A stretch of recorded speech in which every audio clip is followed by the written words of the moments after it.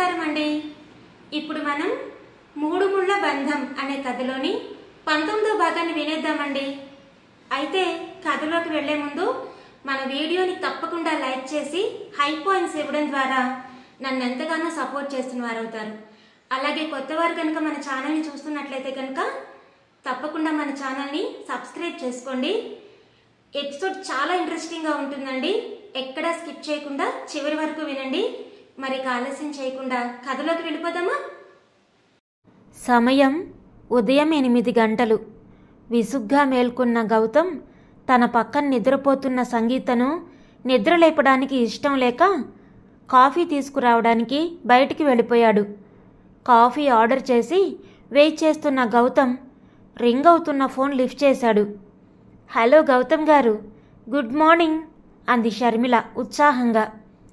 Very good morning అండి, ready అవుతున్నాం, 10 నిమిషాల్లో మీ ఆఫీస్ దగ్గర ఉంటాం అన్నాడు గౌతమ్. అయ్యో అవసరం లేదు, ఎందుకంటే నేను ఆల్రెడీ నిన్ననే ప్రాజెక్ట్ ఓకే చేసేసాను కదా అంది షర్మిల నవ్వుతూ. వాట్, అలా ఎలా ఓకే చేశారు? అయినా నేను ఇవ్వాల్సిన ప్రజెంటేషన్ ఇంకా సగం మిగిలే ఉంది కదా అన్నాడు గౌతమ్ అర్థం కాక. నేను టెంప్ట్ అయింది ప్రాజెక్ట్ వర్క్ కాదు గౌతమ్, నీకోసమే ఇది ఓకే చేశాను. నువ్వు నాకు బాగా నచ్చావు మిస్టర్ గౌతమ్ అనుకుంది షర్మిల ఆనందంగా. మేడం, ఏం మాట్లాడడం లేదేంటి అని అడిగాడు గౌతమ్. నేను చెప్తున్నాను కదా, మీరు ఇంకే ప్రజెంటేషన్ ఇవ్వాల్సిన అవసరం లేదు. హ్యాపీగా హైదరాబాద్ వెళ్ళిపోండి. నాకు 2 months అమెరికా వెళ్ళాల్సిన వర్క్ ఉంది. అది కంప్లీట్ అయ్యాక నేనే స్వయంగా వచ్చి మిమ్మల్ని కలుస్తాను అని చెప్పింది షర్మిల నవ్వుతూ. 2 రోజులు ప్రజెంటేషన్ ఇచ్చాక 3వ రోజు వాళ్ళ ఆఫీసులో మీటింగ్ పెట్టుకొని మార్పులు చేర్పులు మాట్లాడుకొని కన్ఫర్మ్ చేయాల్సిన ప్రాజెక్ట్ని ఇలా ఒక్కరోజు ప్రజెంటేషన్ మాత్రమే విని ఓకే చేయడం ఏంటో గౌతమ్కి అస్సలు అర్థం కాలేదు. ఏదేమైనా సంగీతతో పాటు ఓ 2 రోజులు హ్యాపీగా ఎంజాయ్ చేద్దామనుకుంటే ఇలా అయ్యిందేంటి అని డిసప్పాయింట్ అవుతూ కాఫీలు తీసుకొని రూమ్కి వెళ్ళాడు గౌతమ్. రూమ్కి వెళ్ళిన గౌతమ్ ఎదురుగా చూసి షాక్ అయిపోయాడు. బెడ్పై హాఫ్ శారీలో ముద్దుగా నిద్రపోతున్న సంగీత బయట పక్కకి వెళ్ళిపోయి పాల మేఘల్లాంటి తెల్ల నడుముతో పాటు ఆమె అందాలన్నీ గౌతమ్కి స్పష్టంగా కనిపిస్తున్నాయి. ఒక్కసారిగా గౌతమ్కి గుండె జల్లుమంది, గొంతు తడారిపోయింది. ఓరి నాయనో, ఇదేంటి ఇలా ఉంది? రాక్షసి, రాత్రిపూట డ్రీమ్స్లోనే అనుకుంటే ఇప్పుడేమో ఇలా కూడా టార్చర్ చేస్తుంది అనుకున్నాడు గౌతమ్ ఆశ్చర్యంగా. తనకి తెలియకుండానే చెయ్యి ముందుకు కదులుతుంటే అది కష్టం మీద కంట్రోల్ చేసుకున్నాడు. రే గౌతమ్, వద్దురా, అనవసరంగా కక్కుర్తి పడ్డానంటే తన దృష్టిలో నీ క్యారెక్టర్ బ్యాడ్ అయిపోతుంది. ఆ తర్వాత లవ్ చేయడం కాదు కదా, కనీసం తనని చూడ్డానికి కూడా అవకాశం ఉండదు అని తనకి తాను సర్ది చెప్పుకున్నాడు. మెల్లగా అక్కడి నుంచి బయటికి వెళ్ళిపోయాడు. నీళ్లు తాగి కాసేపు తనను తాను పూర్తిగా కంట్రోల్ చేసుకున్న తర్వాత కావాలని గట్టిగా కాలింగ్ బెల్ ప్రెస్ చేశాడు. నిద్ర భంగం కావడంతో చిరాగ్గా లేచి తన పైట సర్దుకుంది సంగీత. హమ్మయ్యా అనుకొని లోపలికి వెళ్ళి గుడ్ మార్నింగ్ అండి అంటూ కాఫీ ఇచ్చాడు Gautam. Very good morning Gautam garu అంది సంగీత ఆవలిస్తూ. త్వరగా రెడీ అవ్వండి, మనం హైదరాబాద్ బయలుదేరుతున్నాం అని చెప్పాడు గౌతమ్ కాఫీ తాగుతూ. అదేంటి మరి మీటింగ్ అని అడిగింది సంగీత అర్థం కాక. ఇంతకుముందు షర్మిల ఫోన్ చేసి చెప్పిందంతా వివరంగా చెప్పాడు గౌతమ్. అవునా, అది సరే, మీరేంటి డల్గా ఉన్నారు అని అడిగింది సంగీత కాఫీ తాగుతూ. ఏం లేదు, ఓ 3 రోజులు బెంగళూరులో ఎంజాయ్ చేద్దాం అనుకున్నాను. ఇలా అయ్యేసరికి కాస్త డిసప్పాయింట్ అయ్యాను అంతే అన్నాడు గౌతమ్. ఎంజాయ్ అన్న మాట వినగానే నిన్న షర్మిల గౌతమ్ని హక్ చేసుకున్న విషయం గుర్తుకొచ్చింది సంగీతకి. వెంటనే చాలా కోపం వచ్చింది. ఓహో, అర్థమైంది, ఆవిడ గారితో కలిసి ఎంచక్కా ఎంజాయ్ చేద్దాం అనుకున్నావు. పాపం ఆవిడేమో అది తెలియక ఇలా ఒక్క రోజుకే పంపించేస్తోంది కదా అంది సంగీత వెటకారంగా. అరే మీరేంటండి, నిన్నటి నుంచి చూస్తున్నాను. అక్కడికి నేనేదో ఆవిడ కోసమే పని కట్టుకుని బెంగళూరు వచ్చినట్టు మాట్లాడుతున్నారు అని చెప్పి చిరాగ్గా రెడీ అవడానికి వెళ్ళిపోయాడు గౌతమ్. పోనీలే, ఆ చుప్పనాసిగోల వదిలింది, లేకపోతే ఈయన గారు ఇంకెన్ని వేషాలు వేసేవారో అనుకుంది సంగీత కోపంగా. కాసేపటికి ఇద్దరూ హోటల్ నుంచి బయటకొచ్చి హైదరాబాద్ బయలుదేరారు. ఆదిత్య నిద్రలేచి కిందికొచ్చాడు. కిచెన్లో ఉన్న సత్య ఆదిత్యని చూసి నవ్వుతూ కాఫీ తీసుకొని వచ్చింది. ఆదిత్య కాఫీ పక్కన పెట్టి సత్యని దగ్గరికి తీసుకున్నాడు. నాకైతే చాలా రోజుల తర్వాత ప్రశాంతంగా నిద్ర పట్టింది. మరయ్యగారి సంగతేంటి, బాగా నిద్ర పట్టిందా అని అడిగింది సత్య చిరునవ్వుతో. బంగారం, ఇన్ని రోజులు నువ్వు నేను పక్కపక్కనే ఉన్నా మన మధ్య ఏదో తెలియని ఒక చిన్నపాటి దూరం ఉండేది. కానీ రాత్రి నువ్వు శాశ్వతంగా నా సొంతం అన్న ఫీలింగ్తో నీ కౌగిలిలో సంతోషంగా పడుకున్నాను అన్నాడు ఆదిత్య చెదిరిన భార్య ముంగురులని సర్దుతూ. కాఫీ తాగి ఫ్రెష్ అయ్యిరా, నీకిష్టమైన పెసరట్టు ఉప్మా చేస్తాను అంది సత్య ప్రేమగా చూస్తూ. నాకు టిఫిన్ మాత్రమే కాదు, ఇంకా చాలా ఇష్టాలున్నాయి అంటూ ముద్దు పెట్టడానికి అన్నట్టు ముందుకొచ్చాడు ఆదిత్య. జరిగేది అర్థమై వెంటనే ఆదిత్య పెదాలకు చేతిని అడ్డంగా పెట్టేసింది సత్య. ఓయ్ శ్రీవారు, ఉదయాన్నే పాచిమోహంతో రొమాన్స్ ఏంటి, ముందు వెళ్ళి రెడీ అవ్వండి అని చెప్పింది సత్య నవ్వుతూ. అంటే ఫ్రెష్ అయ్యి వస్తే ముద్దిస్తావా బంగారం అని అడిగాడు ఆదిత్య ఆశగా. అయ్యో, మీ మైండ్లో ఎప్పుడు ఈ ఆలోచనలు తప్ప వేరే ఏమీ ఉండవా? ముందు వెళ్ళి ఇక్కడి నుంచి, నాకు చాలా పనులున్నాయి అని చెప్పి విడిపించుకొని వెళ్ళిపోయింది సత్య. తప్పించుకొని ఎక్కడికి వెళతావు, మళ్ళీ నా దగ్గరికే కదా రావాలి అనుకొని నవ్వుకుంటూ వెళ్ళిపోయాడు ఆదిత్య. సమయం సాయంత్రం 6 గంటలు. గౌతమ్ క్యాబ్ దిగి ఇంట్లోకొచ్చాడు. హాల్లో మాట్లాడుకుంటున్న ఆదిత్య మరియు సత్య తనను చూశారు. ఏరా, అప్పుడే వచ్చేసావేంటి అని అడిగాడు ఆదిత్య ఆశ్చర్యంగా. ఏమో బావా, ఆ కంపెనీ ఎండి షర్మిలాదేవి గారు నిన్న సగం ప్రజెంటేషన్ విని ప్రాజెక్ట్ ఓకే చేసేశారు, అందుకే వచ్చేసాం అన్నాడు గౌతమ్. సరేలే, వెళ్ళి ఫ్రెష్ అయ్యిరా, మాట్లాడుకుందాం అన్నాడు ఆదిత్య. దాంతో గౌతమ్ పైకి వెళ్ళిపోయాడు.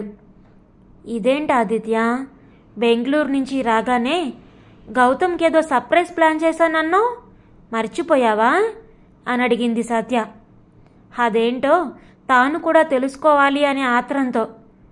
నాకంతా గుర్తుంది బంగారం, 2 రోజుల్లో గౌతమ్ బర్త్డే ఉంది.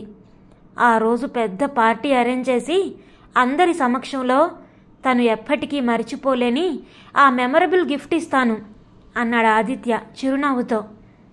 ఏంటి, 2 రోజుల్లో గౌతమ్ బర్త్డే ఉందా?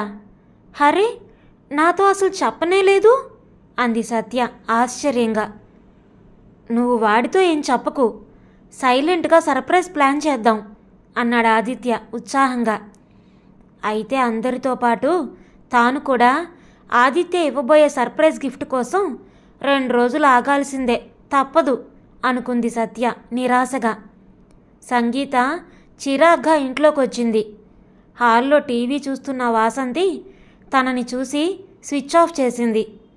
హలో మేడం, గౌతమ్ సార్తో బెంగళూరు వెళ్తున్నానని ఉత్సాహంగా వెళ్ళావు, ఒక్కరోజుకే తిరిగొచ్చావేంటి అని అడిగింది వాసంతి నవ్వుతూ.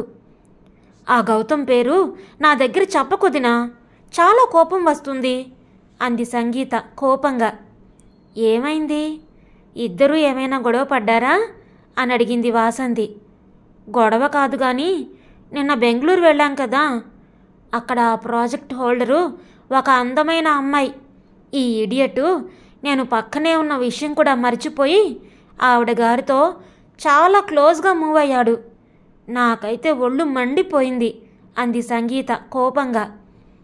బహుశా తనకు ఆ అమ్మాయి నచ్చిందేమో, అందుకే క్లోజ్గా మూవ్ అయ్యాడు. అయినా గౌతమ్ ఎవరితోనో క్లోజ్గా ఉంటే నీకెందుకు ఇంత కోపం వస్తుంది? కొంపదీసి నువ్వేమైనా అతన్ని లవ్ చేస్తున్నావా ఏంటి అని అడిగింది వాసంతి చిరునవ్వుతో. నేను గౌతమ్ని లవ్ చేయడం ఏంటో దినా అంటూ ఇంకా ఏదో చెప్పబోయి ఒక్కసారిగా సైలెంట్ అయిపోయింది సంగీత. హోసి నా పిచ్చి మరదల పిల్ల, నేను కూడా మీ అన్నను లవ్ చేసే పెళ్లి చేసుకున్నానే. ఆ మాత్రం అర్థం చేసుకోలేని అనుకోకు. మా పెళ్లి రోజు ఫంక్షన్లో అప్పటి వరకు డల్లుగా ఉన్న నువ్వు గౌతమ్ని చూడగానే ఏదో అద్భుతాన్ని చూసినట్టు ఉత్సాహంగా పరిగెత్తావు. అప్పుడే కాస్త అనుమానం వచ్చింది. ఆ తర్వాత బయటికి వెళ్ళి థ్యాంక్స్ చెప్పడానికి గట్టిగా హత్తుకున్నావు కదా, అది చూడగానే ఆల్మోస్ట్ క్లారిటీ వచ్చింది. ఇప్పుడు ఈ క్షణం నీలో కనిపిస్తున్న ఈ అందమైన జలసీ ఉంది చూడు, అది చూడగానే పూర్తిగా కన్ఫర్మ్ అయిపోయింది నువ్వు గౌతమ్ని డీప్గా లవ్ చేస్తున్నావని అంది వాసంతి నవ్వుతూ. వదిన చెప్పింది వినగానే సంగీతకి మైండ్ బ్లాక్ అయిపోయింది. తనేంటి గౌతమ్ని లవ్ చేయడం ఏంటి అనుకుంది సంగీత ఆశ్చర్యంగా. నేను చెప్పడం కాదు, నువ్వే ఆలోచించు. నీ మనసులో ఏ ఫీలింగ్ లేకుండానే అతని బైక్పై వెనక నుంచి హత్తుకొని మరీ రోజంతా షాపింగ్ చేశావా? నిన్నొక తెలియని మగాడితో ఒక రాత్రంతా ఒకే రూమ్లో ప్రశాంతంగా పడుకున్నావు. అది ఏ ధైర్యంతో? నిన్ను నువ్వే ప్రశ్నించుకో, క్లారిటీ వస్తుంది అంది వాసంతి. ఎప్పుడూ మనసులో అతని ఆలోచనలు మాత్రమే ఉంటాయి. అతను కనిపిస్తే మనసంతా ఏదో తెలియని ఆనందం నిండిపోతుంది. అతను పక్కనుంటే ఎక్కడికైనా ధైర్యంగా వెళ్ళిపోవచ్చు అనిపిస్తుంది. ఒక్క మాటలో చెప్పాలంటే నాకెప్పుడు అతనితో పాటే ఉండిపోవాలనిపిస్తుంది. ఇదేనా వదిన ప్రేమంటే అని అడిగింది సంగీత అమాయకంగా. చూడు, లైఫ్లో ఏ విషయంలో అయినా ఆలస్యం చేయొచ్చేమో కానీ ప్రేమ విషయంలో చేయకూడదు. నాకు తెలిసి నువ్వు గౌతమ్తో తప్ప ఇంకెవరితో ఉన్నా నీ లైఫ్లో హ్యాపీగా ఉండలేవు. ఆ తర్వాత నీ ఇష్టం అంది వాసంతి. చాలాసేపు ఆలోచించాక సంగీతకు పూర్తి క్లారిటీ వచ్చింది. మంచి టైం చూసి తన మనసులో మాట గౌతమ్కి చెప్పాలి అనుకుంది. అచ్యుతరామయ్య తన కూతురికి ఫోన్ చేశాడు. ఫోన్ లిఫ్ట్ చేసి, హలో డాడీ అంది అంజలి. బంగారు తల్లి, నీకో గుడ్ న్యూస్. ఇంకో 2 డేస్లో గౌతమ్ బర్త్డే సెలబ్రేషన్ చేయబోతున్నారు. ఆ రోజు తనకి సర్ప్రైజ్ గిఫ్ట్గా ఆ ఇంటికి కాబోయే కోడలిగా నిన్నందరికీ పరిచయం చేయబోతున్నారని ఆదిత్య కృష్ణ ఫోన్ చేసి చెప్పాడు అంటూ ఆనందంగా చెప్పాడు అచ్యుతరామయ్య. వావ్ డాడ్, నిజంగానే ఇది చాలా పెద్ద గుడ్ న్యూస్ అంది అంజలి ఉత్సాహంగా. చూడు తల్లి, నిన్ను చూడగానే గౌతమ్ అక్కడే పెళ్లి చేసుకుంటాననేలా రెడీ అవ్వాలి. ఏం చేస్తావో ఎలా చేస్తావో అంతా నీ ఇష్టం అన్నాడు అచ్యుతరామయ్య చిరునవ్వుతో. ఇక ఆ సంగతి నాకు వదిలేయండి డాడ్. ఈ అంజలి టాలెంట్ ఏంటో చూపిస్తా. దెబ్బకి గౌతమ్ నా అందం చూసి ఫ్లాట్ అయిపోవాలి అంటూ ఫోన్ పెట్టేసి ఉత్సాహంగా స్నేహితుల దగ్గరికి బయలుదేరింది అంజలి. సమయం ఉదయం 8 గంటలు. ఆదిత్య విసుగ్గా కళ్ళు తెరి చూశాడు. ఎదురుగా సత్య తలస్నానం చేసి రెడీ అవుతుంది. గుడ్ మార్నింగ్ సత్య అన్నాడు ఆదిత్య చిరునవ్వుతో. ఓ, సార్ లేచారా? వెరీ గుడ్ మార్నింగ్ అంది సత్య చిరునవ్వుతో. అవును సత్య, రాత్రి పడుకునే ముందు ఆలోచన వచ్చింది. ఇంతకీ మన ఫస్ట్ నైట్ ఎప్పుడు అని అడిగాడు ఆదిత్య. వాట్, ఏమన్నావు?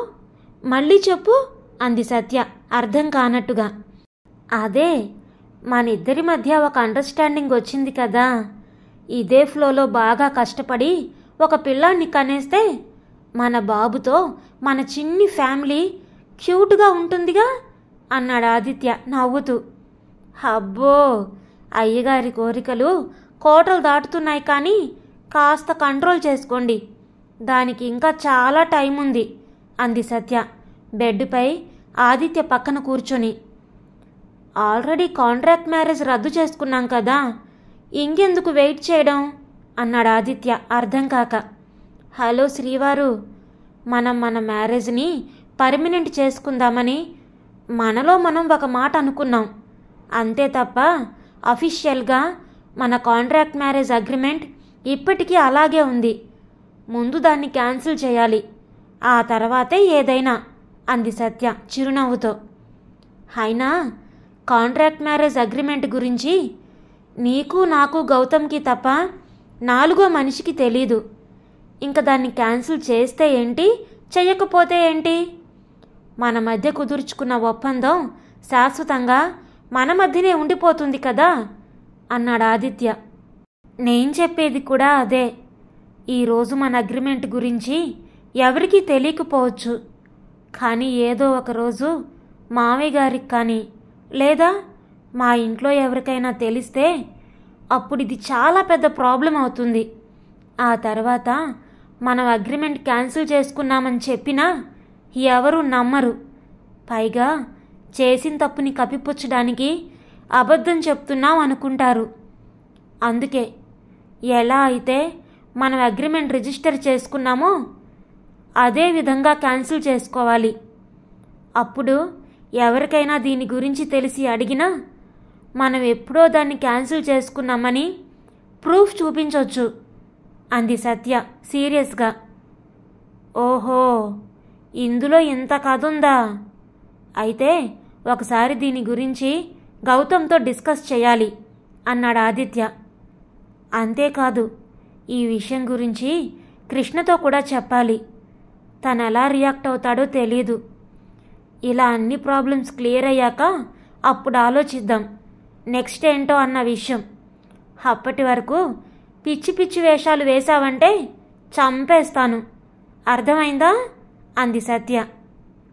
సత్య తన ఫోన్ రింగ్ అవుతుంటే అందులో అమ్మ అన్న పేరు చూసి సంతోషంగా ఫోన్ లిఫ్ట్ చేసింది. హలో అమ్మా అంది సత్య ఆనందంగా. తల్లి సత్య, ఎలా ఉన్నావురా అని అడిగింది కమల ఆప్యాయంగా. నేను బాగానే ఉన్నానమ్మా, మీరెలా ఉన్నారు అని అడిగింది సత్య నవ్వుతూ. ఎందుకో ఆదిత్యకి సత్యని డిస్టర్బ్ చేయాలి అనిపించింది. మేం బాగానే ఉన్నాం తల్లి, నీతో ఒక ముఖ్యమైన విషయం చెప్పాలని ఫోన్ చేశాను అంది కమల. ఆదిత్య ఫోన్ మాట్లాడుతున్న సత్య బుగ్గపై గట్టిగా ముద్దు పెట్టాడు. సడన్గా అలా చేసేసరికి సత్య కాస్త కంగారు పడింది. అమ్మా, ఏదో చెప్తున్నావు, ఏంటది అని అడిగింది సత్య కోపంగా ఆదిత్య వంక చూస్తూ. అదే తల్లి, ఇంకో వారం రోజుల్లో మన ఊర్లో జాతర జరుగుతుంది కదా, దానికి నువ్వు మీ ఆయన కూడా వస్తే బాగుంటుందని నానమ్మ చెప్పింది. నువ్వేమంటావు అని అడిగింది కమల. ఆదిత్య సత్య ఒళ్ళో పడుకొని బయట చాటున ఉన్న నడుంపై చిన్నగా కొరికాడు. షబ్బా అంది సత్య గట్టిగా. ఆదిత్య ప్లీజ్ డిస్టర్బ్ చేయకు అంది సత్య మెల్లగా. తల్లి, ఏమైందిరా అని అడిగింది కమల కంగారుగా. అబ్బే ఏం కాలేదమ్మా, ఏదో కుట్టినట్టుంది, నువ్వు చెప్పు అంది సత్య కంగారుగా. సత్య కంగారు చూసి ఆదిత్య నవ్వుకున్నాడు. అదే తల్లి, జాతర విషయం మీకు రావడానికి వీలవుతుందా లేదా అని నానమ్మ అడగమంది అంది కమల. ఆదిత్య వెనక నుంచి మెల్లగా సత్య నడుంపై చెయ్యి పెట్టి వేలితో గీతలు గీయడం మొదలుపెట్టాడు. ఒక్కసారిగా సత్యకు ఏదేదో అయిపోతున్నట్లు అనిపించింది. ఏయ్, నీకొక్కసారి చెప్తే అర్థం కాదా? నన్ను డిస్టర్బ్ చేయకుండా వెళ్ళిక్కడి నుంచి అంది సత్య కోపంగా చూస్తూ. ఇంతకుముందు సత్యపడిన కంగారుకి తోడు ఆ మాట వినగానే అక్కడేం జరుగుతుందో కమలకి పూర్తిగా అర్థమైంది. సత్య, అల్లుడుగారు పక్కనే ఉన్నారా అని అడిగింది కమల చిరునవ్వుతో. అంటే అమ్మా అది అంటూ ఆగిపోయింది సత్య ఇబ్బందిగా. సరే, నేను రాంగ్ టైంలో ఫోన్ చేసినట్టున్నాను, తర్వాత చేస్తానులే అని ఫోన్ పెట్టేసింది కమల నవ్వుకుంటూ.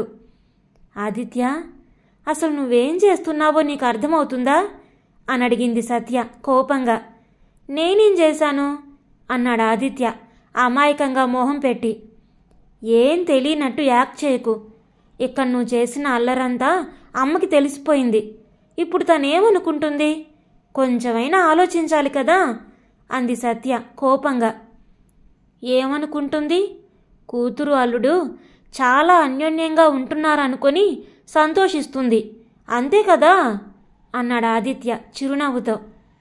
అన్యోన్యంగా ఉన్నామని చూసేవాళ్ళకి తెలిస్తే చాలు, ఇలా పనిగట్టుకొని చెప్పక్కర్లేదు అని చెప్పి కోపంగా వెళ్ళిపోయింది సత్య. సడన్గా మళ్ళీ వెనక్కొచ్చి దొంగ కన్నయ్య అంటూ బుగ్గపై ముద్దు పెట్టేసి ఫాస్ట్గా నవ్వుతూ పారిపోయింది. వెళుతున్న సత్యని చూసి ఆదిత్య నవ్వుకున్నాడు. గౌతమ్ హాల్లో కూర్చొని టీవీలో న్యూస్ చూస్తున్నాడు. గౌతమ్ని చూడగానే ఏదో గుర్తుకొచ్చినట్టు తిరిగి రూమ్కి వెళ్ళి బెడ్పై ఉన్న ఒక ప్యాకెట్ తీసుకొని కిందికొచ్చింది సత్య.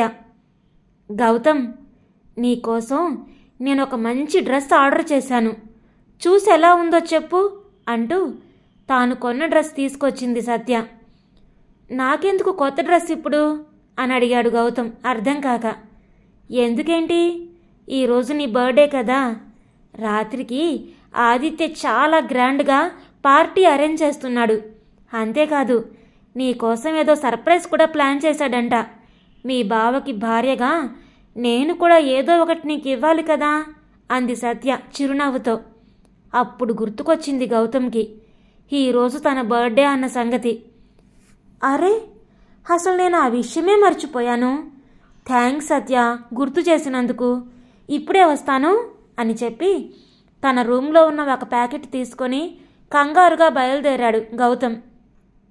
ఇదేంటి, ఏదో ముఖ్యమైన విషయం అన్నట్టు పరిగెత్తాడు అనుకుంది సత్య అర్థం కాక.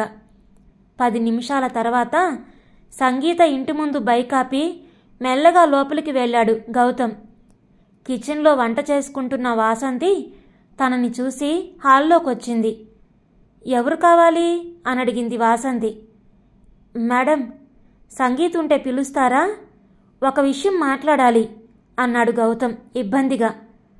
కూర్చోండి, పిలుస్తాను అని చెప్పి సంగీత రూమ్కి వెళ్ళింది వాసంతి.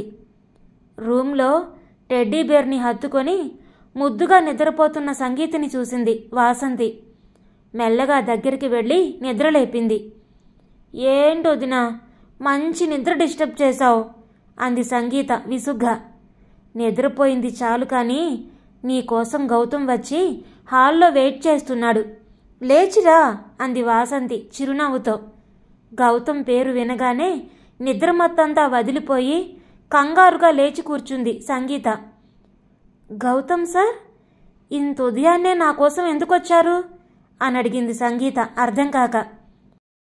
నీతో ఏదో విషయం మాట్లాడాలంట, త్వరగా రా అని చెప్పి వెళ్ళిపోయింది వాసంతి. సంగీత చెదిరిన తన కుర్రలని ముడివేసుకొని కాస్త ఫేస్ వాష్ చేసుకొని కిందికొచ్చింది. హాల్లో ఇబ్బందిగా కూర్చున్న గౌతమ్ తనని చూడగానే కాస్త ఉత్సాహంగా లేచి నిల్చున్నాడు. ఏంటి సార్, ఉదయాన్నే ఇలా వచ్చారు? కాసేపు ఆగితే నేనే ఆఫీస్కి వచ్చేదాన్ని కదా అంది సంగీత చిరునవ్వుతో. ఇప్పుడు నేనొచ్చింది ఆఫీస్ పని మీద కాదు, నా పర్సనల్ పని మీద అన్నాడు గౌతమ్. పర్సనల్ పనా? ఏంటది అని అడిగింది సంగీత అర్థం కాక. వాళ్ళిద్దరూ ఏం మాట్లాడుకుంటున్నారో అని కిచెన్ నుంచి తొంగి చూస్తుంది వాసంతి. ఏం లేదు, ఈరోజు నా బర్త్డే, సాయంత్రం మా ఇంట్లో గ్రాండ్ పార్టీ ఉంది, నువ్వు తప్పకుండా రావాలి అని చెప్పాడు గౌతమ్ చిరునవ్వుతో. ఆ మాట వినగానే సంగీతకు చాలా ఆనందంగా అనిపించింది. వావ్, నిజంగానా? అసలు నాతో చెప్పనే లేదు. ఖచ్చితంగా వస్తాను అంది సంగీత ఉత్సాహంగా.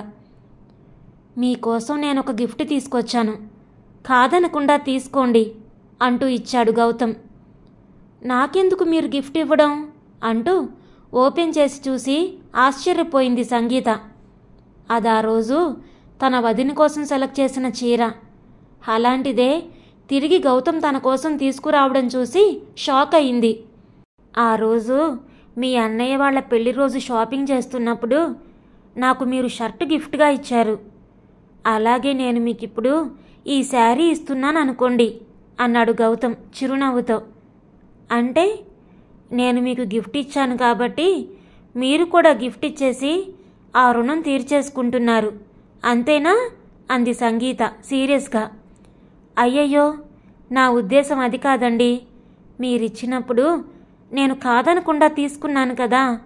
సో మీరు కూడా ఏమనకుండా ఈ చీర తీసుకోండి అన్నాడు గౌతమ్ కంగారుగా. అలాగే, మీ ఇష్టం అంది సంగీత. పార్టీకి మాత్రం తప్పకుండా రావాలి అని చెప్పి అక్కడి నుంచి వెళ్ళిపోయాడు గౌతమ్. మర్చిపోకుండా వస్తాను అంది సంగీత ఉత్సాహంగా. గౌతమ్ వెళ్ళాక వాసంతి మరదల దగ్గరికి వచ్చింది. వదినా, యాక్చువల్గా తన బర్త్డే అయినప్పుడు నేను కదా గిఫ్ట్ ఇవ్వాలి, తను నాకు ఇవ్వడమేంటి?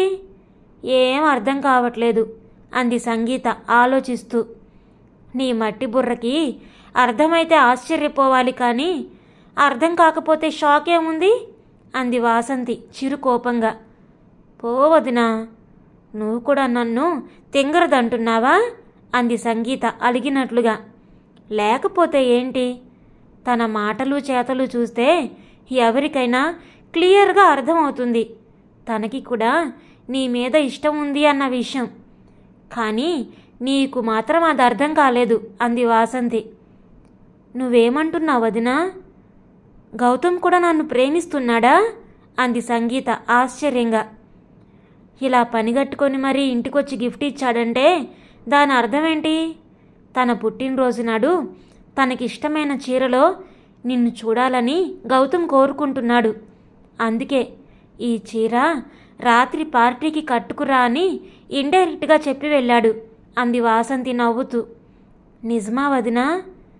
అయితే గౌతమ్ నన్ను ఈ చీరలో చూడాలనే ఇప్పుడు తీసుకొచ్చిచ్చాడన్నమాట అంది సంగీత ఆనందంగా. చూడు, ఇంతకన్నా మంచి మూమెంట్ మళ్ళీ రమ్మన్నా రాదు. కాబట్టి నువ్వు ఈ చీరలో అందంగా రెడీ అయ్యి పార్టీ అయ్యాక గౌతమ్కి నీ మనసులో మాట చెప్పేసేయ్ అంది వాసంతి చిరునవ్వుతో. థ్యాంక్ యూ వదినా, నువ్వు నా లవ్కి చాలా హెల్ప్ చేస్తున్నావు అంది సంగీత సంతోషంగా వాసంతిని కౌగిలించుకుంటూ. అలాగే వెళ్ళేటప్పుడు ఉత్తి చేతులతో వెళ్లకుండా ఒక మంచి గోల్డ్ రింగ్ తీసుకెళ్ళు. ప్రపోజ్ చేసినప్పుడు కొంచెం పవర్ఫుల్గా ఉంటుంది అంది వాసంతి. సరే, మంచి రింగు తీసుకుంటాను అని ఉత్సాహంగా వెళ్ళిపోయింది సంగీత. డాడీ, నేను గౌతమ్ కోసం ఏదైనా మంచి గిఫ్ట్ తీసుకోనా అని అడిగింది అంజలి ఉత్సాహంగా. పిచ్చి తల్లి, రాత్రికి జరిగేది గౌతమ్ బర్త్డే పార్టీ మాత్రమే కాదు, వచ్చిన గెస్ట్లందరి సమక్షంలో మీ ఎంగేజ్మెంట్ కూడా ఈరోజే జరుగుతుంది. కాబట్టి నువ్వెంత అందంగా రెడీ అవ్వాలని మాత్రమే ఆలోచించు. గౌతమ్కి ఏం గిఫ్ట్ ఇవ్వాలనేది నేను చూసుకుంటాను అన్నాడు అచ్యుతరామయ్య చిరునవ్వుతో. ఓహో, అవునా? అయితే ఎంగేజ్మెంట్కి గోల్డ్ రింగ్స్ తీసుకున్నారా అని అడిగింది అంజలి ఆనందంగా. నువ్వు ఈ అచ్యుతరామయ్య ఒక్కగానొక్క కూతురువి. నీ ఎంగేజ్మెంట్కి అందరిలా గోల్డ్ రింగ్స్ తీసుకుంటే ఏం బాగుంటుంది తల్లి. అందుకే ఒక్కోటి 10 లక్షల చొప్పున 20 లక్షలు పెట్టి డైమండ్ రింగ్స్ తీసుకున్నాను అన్నాడు అచ్యుతరామయ్య గర్వంగా. చాలా థ్యాంక్స్ డాడీ, నేనంటే నీకు ఎంత ఇష్టమో. నా కోసం ఎంతైనా ఖర్చు పెడతావు కదా అంది అంజలి ప్రేమగా తండ్రి పక్కన కూర్చొని. ఇదేం ఖర్చు తల్లి, నీ పెళ్ళికి ఎన్ని కోట్లైనా సరే ఆలోచించకుండా ఖర్చు పెట్టి ఎవ్వరూ చేయలేనంత గ్రాండ్గా చేస్తాను. నువ్వు జస్ట్ నీకు నచ్చినట్టు ఎంజాయ్ చేయి అంతే. ఖర్చు సంగతి నేను చూసుకుంటాను అన్నాడు అచ్యుతరామయ్య ప్రేమగా. అంజలి రాత్రి పార్టీ కోసం రెడీ అవ్వడానికి బ్యూటీ పార్లర్కి ఉత్సాహంగా వెళ్ళిపోయింది. బైక్పై ఇంటికి వెళుతున్న గౌతమ్ ఒక గోల్డ్ షాప్ ముందు ఆగి మంచి గోల్డ్ రింగ్ తీసుకున్నాడు. ఒకవేళ నిజంగా సంగీతకు తన మనసులో ఉన్న ఉద్దేశం అర్థమైతే ఖచ్చితంగా నేనిచ్చిన చీర కట్టుకొని పార్టీకి వస్తుంది. అలా వచ్చిందంటే తనకు కూడా నేనంటే ఇష్టమే అని అర్థం చేసుకుంటాను.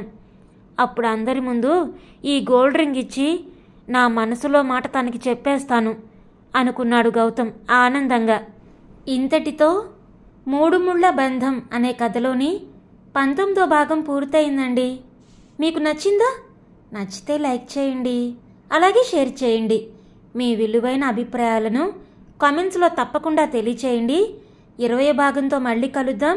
అప్పటి వరకు ఉంటానండి.